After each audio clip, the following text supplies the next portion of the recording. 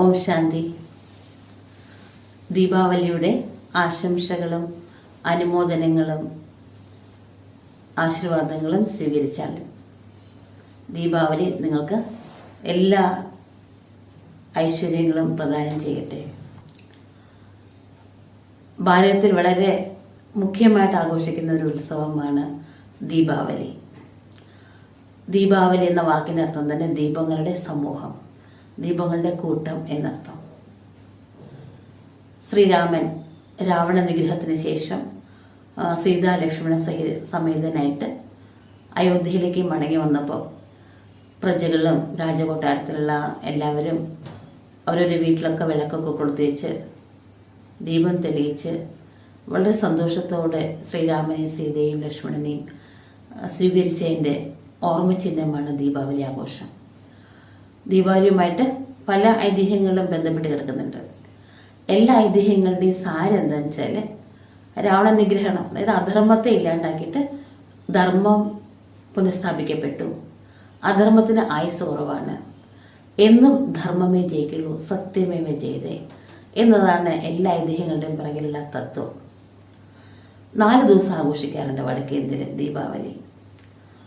ദീപാവലി ദിവസം വീടൊക്കെ പെയിന്റൊക്കെ ചെയ്യും. പണ്ടൊക്കെ കുമ്മായം വെള്ളയടിക്കും, പെയിന്റ് ചെയ്യും, അരുകും മുക്കും മൂലെല്ലാം ശുദ്ധീകരിക്കും.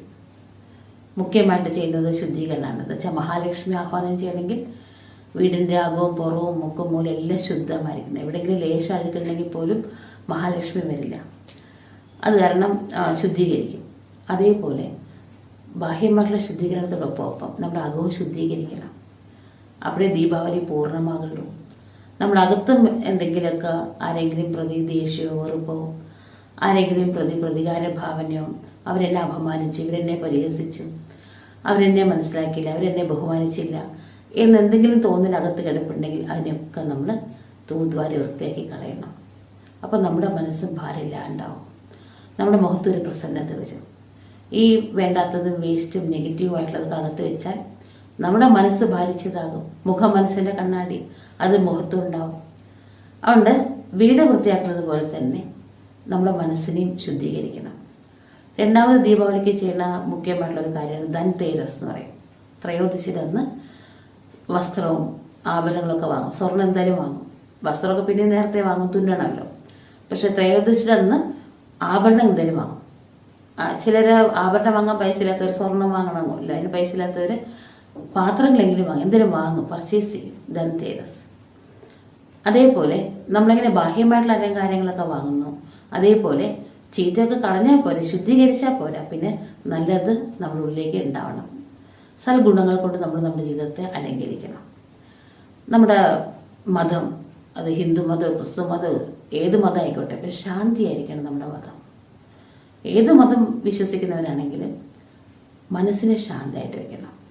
മറ്റുള്ളവർക്ക് ശാന്തി നൽകണം. മറ്റുള്ളവർക്ക് ശാന്തി കിട്ടത്തക്ക രീതിയിലായിരിക്കണം നമ്മൾ ഇടപെടുന്ന രീതി, നമ്മൾ സംസാരിക്കുന്ന രീതി, നമ്മുടെ പെരുമാറ്റം. നമ്മുടെ ലക്ഷ്യം അതായിരിക്കണം. ഞാനും ശാന്തി അനുഭവിക്കണം, മറ്റുള്ളവർക്ക് എൻ്റെ അടുത്തുനിന്ന് ശാന്തി കിട്ടണം. സ്നേഹമായിരിക്കണം നമ്മുടെ ഭാഷ. മലയാളമോ തമിഴോ ഹിന്ദിയോ തെലുങ്കോ കന്നഡയോ അല്ല ഇംഗ്ലീഷോ ഏത് ഭാഷ വേണേൽ സംസാരിക്കാം, പക്ഷെ സ്നേഹം ഉണ്ടാവണതില്ല. സ്നേഹമായിരിക്കണം നമ്മുടെ ഭാഷ. ബഹുമാനിക്കുക, ഒരുമ എന്നതായിരിക്കണം നമ്മുടെ സംസ്കാരം. എല്ലാവരുടെയും ബഹുമാനം. അതിന് നമ്മുടെ ആത്മാവ് തിരിച്ചറിയണം. എല്ലാവരും ആത്മാവാന്ന് പറയുമ്പോൾ, എല്ലാവരും ഒരു ഭഗവാന്റെ മക്കളാന്ന് പറയുമ്പോൾ നമ്മൾക്ക് എല്ലാവരും ബഹുമാനിക്കാൻ പറ്റും. വേറെ ഒരു യോഗ്യത ഇല്ലെങ്കിലും ഭഗവാന്റെ കുട്ടിയാണ്, അത് വലിയൊരു യോഗ്യതയല്ലേ. ആ യോഗ്യതയ്ക്ക് നമുക്ക് ബഹുമാനം കൊടുക്കാൻ പറ്റും. അതുകൊണ്ട് എല്ലാവരും ആത്മാന്ന് മനസ്സിലാക്കിയിട്ട് ബഹുമാനിക്കാം. ചിരാഗാണല്ലോ ദീപാവലിക്ക് ചിരാഗ് കൊളുത്തി വയ്ക്കുന്നത്. ഒരു വലിയ ചിരാഗിൽ നിന്ന് നിരവധി കുഞ്ഞു ചിരാഗുകൾ കൊളുത്തി വയ്ക്കും. ആ വലിയ ചിരാഗ് ഞാനായിരിക്കണം. എന്നിൽ നിന്ന് അനേക വ്യക്തികളിലേക്ക് ആത്മബോധം, ആത്മാ എന്നുള്ള സ്മൃതി എനിക്ക് പ്രദാനം ചെയ്യാൻ സാധിക്കണം. എല്ലാവരും ഒന്ന് അണഞ്ഞുപോയ ദീപമാണ് ഞാൻ. മലയാളിയ, തമിഴിന, ഹിന്ദുവോ മുസ്ലിമോ പണ്ഡിതന പാമര, ഈ ദേഹത്തിന്റെ ജാതി, മതം, ദേശം, ഭാഷ, പഠിപ്പ്, പാണ്ഡിത്യം, പദവി, കറുത്തത് വെളുത്തത് ചെറുത് വലുത് ഇതെല്ലാം അണഞ്ഞ ദീപത്തിന് അടയാളമാണ്. ആത്മാ എന്നുള്ള ഭാവത്തിൽ കൂടെ കാണുമ്പോൾ നമുക്ക് എല്ലാവരെയും സമദൃഷ്ടി സമഭാവന കാണാൻ പറ്റും.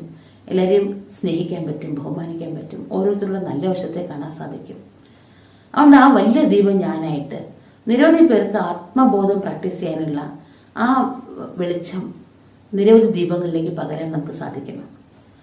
അതുകൊണ്ട് ക്ലീൻ ചെയ്യും, പിന്നെ നല്ല സാധനങ്ങൾ വാങ്ങും, പിന്നെ വിളക്കും കൊടുത്തിരിക്കും. ദീപാവലിയുടെ അന്ന് രാവിലെ വെളുപ്പിന് നേരത്തെ എല്ലാവരും എഴുന്നേൽക്കും. സൂര്യൻ ഉദിക്കുന്ന മുമ്പേ എണീക്കുന്നു, ഇരുട്ടായിരിക്കുമ്പോൾ എണീക്കും. അപ്പോഴല്ലേ പടക്കം വിട്ടാൽ കാണാൻ ഭംഗിയുള്ളൂ. സൂര്യപ്രകാശം വന്നതിന് ശേഷം അത്ര ഭംഗി ഉണ്ടാവില്ല. അതുകൊണ്ട് ഇരുട്ടത്താണ് പടക്കം പൊട്ടിക്കുന്നത്. അപ്പോൾ രാവിലെ നേരത്തെ എണീക്കും. അതേപോലെ ജീവിതത്തിൽ നമുക്ക് early to rise early to bed അത് ശീലമാകണം. ബ്രാഹ്മമുഹൂർത്തിൽ ഉണർന്നിട്ട് ഈശ്വരനെ ഓർമ്മിച്ചുകൊണ്ട് നമ്മുടെ ജീവിതം ആരംഭിക്കാനുള്ള നമ്മുടെ സംസ്കാരമാക്കി നമ്മൾ മാറ്റണം. ജീവിതത്തിന്റെ ശീലമാകണം അത്. ഈശ്വരനെ ഓർമ്മിച്ചുകൊണ്ട് വേണം നമ്മുടെ ഡേ ആരംഭിക്കാനായിട്ട്. ഭാരതത്തിലെ എല്ലാ ഉത്സവങ്ങളിലും നേരത്തെ എണീക്കുക, കുളിക്കുക, അമ്പലത്തിൽ പോവുക. അന്ന് സാത്വിക ആഹാരം കഴിക്കണം, അന്ന് നോണൊന്നും കഴിക്കില്ല ഭാരതീയർ. അത് ഭാരതത്തിന്റെ എല്ലാ ഉത്സവങ്ങളും ആത്മീയതയുണ്ട്. അതേപോലെ രാവിലെ നേരത്തെ എണീക്കും, പിന്നെ പടകമൊക്കെ പൊടിച്ചിട്ട് പിന്നെ കുളിച്ച് റെഡിയായിട്ട് ക്ഷേത്രത്തിൽ പോയിട്ട് വരും. നല്ല പുതിയ വസ്ത്രം ധരിക്കും. അതേപോലെ നമ്മുടെ ജീവിതത്തിൽ എന്തെങ്കിലും പുതിയ ശീലം ഉണ്ടാക്കണം. ഈ വർഷം മുഴുവനും, ഇന്ന് തൊട്ട് ഈ വർഷം മുഴുവനും ഞാൻ എല്ലാവരോടും വളരെ സ്വീറ്റായിട്ട് പെരുമാറും. ഞാൻ ദേഷ്യപ്പെടില്ല. എന്തെങ്കിലും ഒരു തീരുമാനം നമ്മൾ എടുക്കാം. ഞാൻ പഴയ കാര്യങ്ങളൊന്നും ഓർക്കില്ല. എൻ്റെ സംസാരത്തെ വളരെ മധുരമുള്ളതാക്കി മാറ്റും. എന്തെങ്കിലും ഒരു തീരുമാനം എടുക്കുക. ജീവിതത്തിലൊരു പുതുമ കൊണ്ടുവരണം. പുതുമയുടെ ഉത്സവമാണ് ദീപാവലി. പുതിയ വസ്ത്രം വാങ്ങുക. അതേപോലെ സ്വീറ്റ് ഉണ്ടാക്കിയിട്ട് എല്ലാവർക്കും വിതരണം ചെയ്യും. അടുത്ത വീടുകളിലൊക്കെ കൊണ്ടേ കൊടുക്കും, സുഹൃത്തുക്കൾക്ക് കൊണ്ടേ കൊടുക്കും. അതേപോലെ നമ്മളും നമ്മുടെ പെരുമാറ്റത്തെ സ്വീറ്റാക്കി മാറ്റണം. സ്വീറ്റ് മധുരിക്കുമല്ലോ, അതേപോലെ മധുരമായിട്ടുള്ള പെരുമാറ്റം വേണം. നമ്മുടെ വായിൽ നിന്ന് ഓരോ വാക്കും സ്വീറ്റ് പോലത്തെ വാക്കുകളായിരിക്കണം. പിന്നെ സന്ധ്യാസമയത്ത് വിളക്കൊടുത്ത് വയ്ക്കും. മഹാലക്ഷ്മി ആഹ്വാനം ചെയ്തുകൊണ്ട് പൂജ ചെയ്യും. രാത്രി മുഴുവൻ ഉറങ്ങാതിരിക്കും. എപ്പോഴാണ് മഹാലക്ഷ്മി വരികയെന്ന് അറിഞ്ഞൂടാ. അതുകൊണ്ട് മഹാലക്ഷ്മി ആഹ്വാനം ചെയ്യാൻ വേണ്ടിയിട്ട് എല്ലാവരും ഉറങ്ങാതിരിക്കും. പിറ്റേ ദിവസം രാവിലെ പുതിയ ലെഡ്ജർ ബുക്ക് ആരംഭിക്കും. അക്കൗണ്ട് ബുക്ക്, ഡേ ബുക്കും ലെഡ്ജറും ഒക്കെ പുതിയത് ആരംഭിക്കും. അതിൽ സ്വസ്തികയുടെ ചിത്രം വരയ്ക്കും. എന്നിട്ട് ഇപ്പുറത്ത് ശുഭം നേത്, ഇപ്പുറത്ത് ലാഭം നേത്, ശുഭലാഭം നേത്.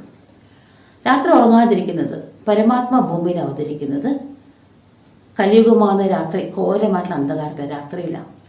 ഭഗവാൻ വരുമ്പോഴാണ് രാത്രി പകലാകുന്നത്. അധർമ്മത്തിന്റെ ലോകം, അജ്ഞതയുടെ ലോകം ധർമ്മത്തിന്റെ, ജ്ഞാനത്തിന്റെ ലോകമായിട്ട് മാറുന്നത്. അതുകൊണ്ട് പരമാത്മ എപ്പോഴാണ് വരികയെന്ന് അറിയില്ല. അതുകൊണ്ട് നമ്മളെപ്പോഴും ഉണർന്നിരിക്കാൻ വെച്ചാൽ സ്വബോധം ഉണ്ടാവണം, ആത്മബോധം ഉണ്ടാവണം. ദേഹം എന്ന ബോധമാണ് ഉറക്കം.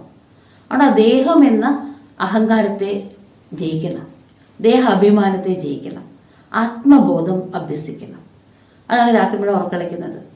വിളക്ക് കൊടുത്തു വെക്കുന്ന അതിന്റെ സിമ്പലാണ് ആത്മാവാകുന്ന വിളക്ക് തെളിഞ്ഞിരിക്കണം.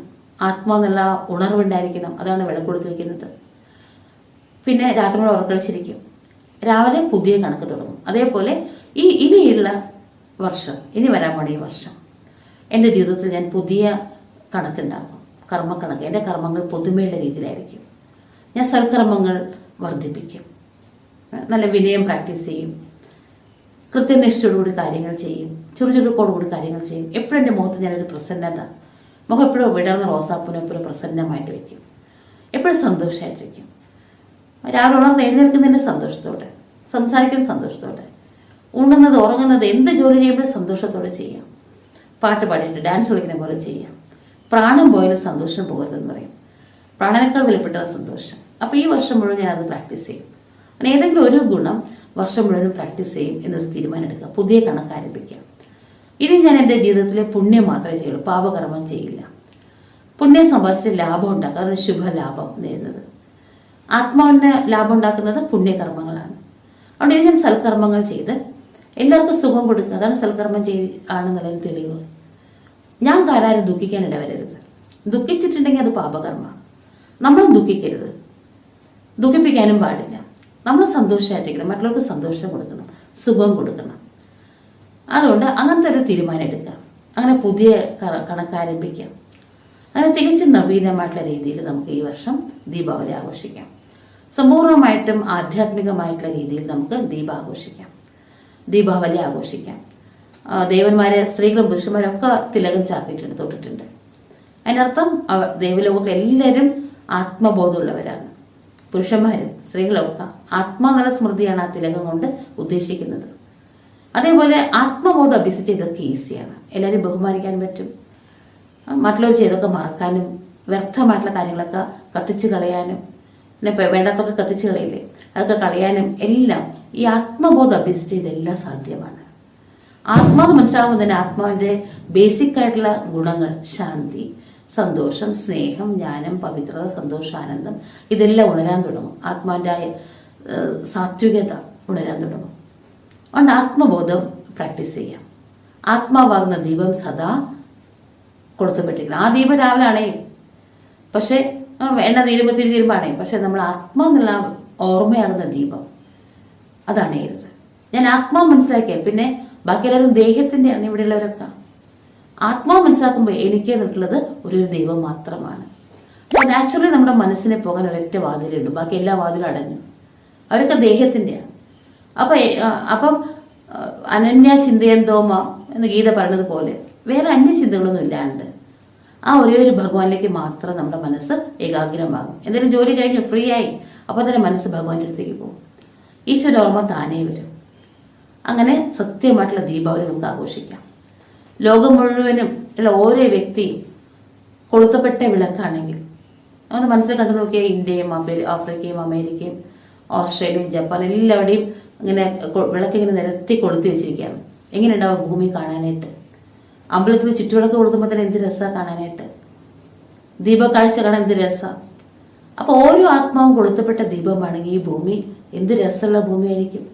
എല്ലാവരും പരസ്പരം സ്നേഹിക്കുകയും ബഹുമാനിക്കുകയും ചെയ്യുന്ന, ഒരുമയുള്ള, ഭേദഭാവമില്ലാത്ത, വിശ്വസാഹോദര്യം എന്നത് യാഥാർത്ഥ്യമായി തീർന്ന, വസുദേവ കുടുംബകം എന്നത് സത്യമായി തീർന്ന ഒരു കാലഘട്ടം അത് കൊണ്ടുവരാൻ സാധിക്കും ആത്മാവെന്ന വിളക്ക് കൊളുത്തിക്കഴിഞ്ഞാൽ.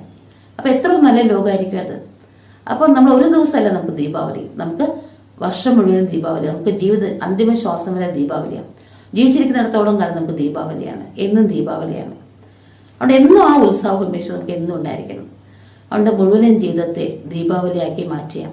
ഈ ദേഹം മണ്ണുകൊണ്ടുള്ള ചിരാകാണ്, അതിൽ കത്തുന്ന ദീപമാണ് ആത്മാവ്. അങ്ങനെ തന്നെ ദീപമാക്കി എല്ലാ ദീപങ്ങളെയും കൊളുത്തുന്ന ജീവിതത്തെ തന്നെ ദീപാവലിയാക്കി മുഴുവൻ ലോകത്തെ ദീപാവലിയാക്കിയതിന്റെ ആക്കാനായിട്ടുള്ള ഒരു ദൃഢസങ്കല്പം എടുക്കുന്നതിന്റെ ശുഭമായിട്ടുള്ള ദീപാവലി ആശംസകൾ, അനുമോദനങ്ങൾ, അഭിനന്ദനങ്ങൾ. അങ്ങനത്തെ രീതിയിൽ നമുക്ക് തികച്ചും ആധ്യാത്മികമായിട്ടുള്ള രീതിയിൽ ദീപാവലി ആഘോഷിക്കാം. ഈ ലോകത്തിന് ഒരു പുതിയ ടേണിംഗ് പോയിന്റ് നമുക്ക് കൊണ്ടുവരാം. സന്തോഷം, ശാന്തിയുടെ ധർമ്മവും രീതിയിലൊരു നല്ല കാലഘട്ടത്തിലേക്ക് നമുക്ക് ഈ ലോകത്തെ കൊണ്ടുപോകാം. അങ്ങനെയുള്ള ഒരു ദൃഢസങ്കല്പം എടുത്തുകൊണ്ട് നമുക്ക് ഈ വർഷത്തെ ദീപാവലിയെ സമുച്ചയമായിട്ട് വളരെ സന്തോഷത്തോടെ ആഘോഷിക്കാം. ഓം ശാന്തി.